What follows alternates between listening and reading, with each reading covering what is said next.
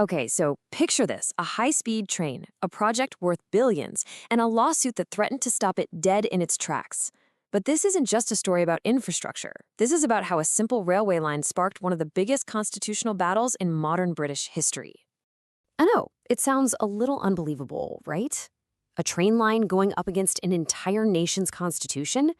But believe me, that is exactly what happened.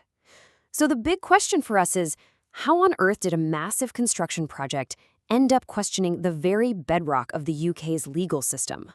All right, let's dive right in at the beginning.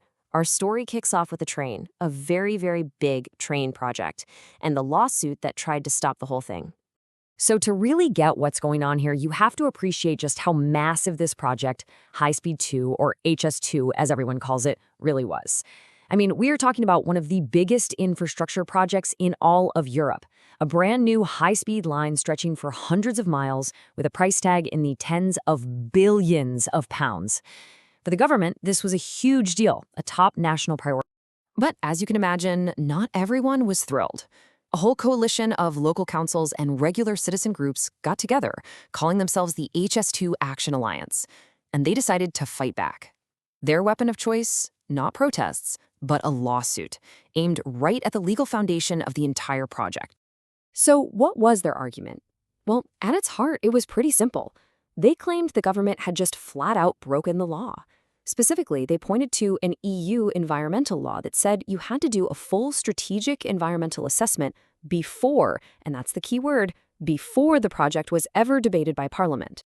And right there, that's the spark. That's where an argument about a train track suddenly blows up into this massive constitutional crisis. It became a head-on collision between two legal heavyweights, the laws of the European Union and the sovereign power of the UK Parliament. This really gets us to the heart of the matter, doesn't it? When you have two powerful sets of rules that flat out contradict each other, which one comes out on top? Who gets the final say? Now, to get the government's side of this, you need to understand this one huge concept: parliamentary sovereignty. You can think of it as the ultimate house rules for the UK. It basically means that Parliament is the top dog, the supreme legal power. It can make or get rid of any law at once, and critically, no court, not even the Supreme Court, can come along and say, nope, you can't do that. So you can see the two arguments laid out pretty clearly here. On one side, the challengers were saying, look, the EU law is clear. You had to do the environmental check first. You didn't, so your whole process is illegal from the get-go. But on the other side, the government fired back, arguing, hold on, Parliament is sovereign. We're debating this as an official parliamentary bill, and that process is sacred. The courts have no business telling us how to do our job.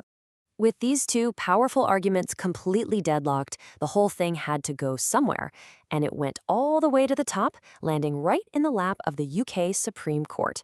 It was up to them to make the final call. The official name of the case is a bit of a mouthful, but the fact that a legal challenge that started with concerns about a new railway line made it all the way here, well, that just shows you how massive the constitutional stakes had become. So how did the judges even begin to untangle this mess? Well, they were pretty methodical. First, they acknowledged the EU law was important. They didn't dismiss it. But then they looked really closely at how Parliament was actually handling the HS2 plan. It was using a special hybrid bill process, which is designed for huge projects like this, and involves a ton of public and expert input. And that was the key.